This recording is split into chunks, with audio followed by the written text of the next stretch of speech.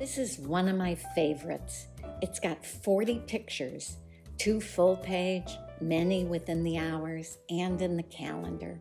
The full page diptych includes the patron, kneeling in prayer before St. George and with St. Stephen.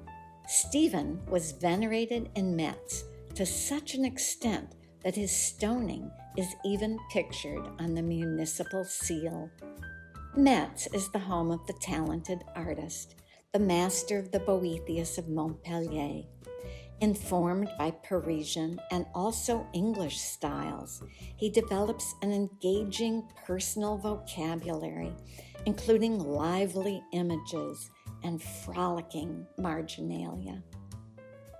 Metz was a bustling commercial center, home to an established aristocracy, and this artist represents its art at its zenith. But my very favorite feature of this book is its calendar, which shows the sun throughout the year, rising on the page until June, and then falling as we move until December.